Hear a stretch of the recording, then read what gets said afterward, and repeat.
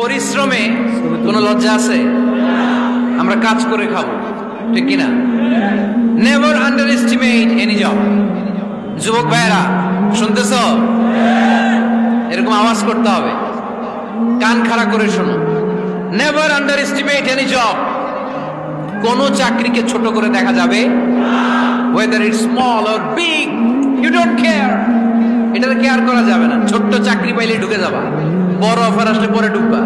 এটা ছোট কাজ, এটা হোটেলের ওয়েটার, এটা ছোট্ট স্টাফ, এটা কেরানি না।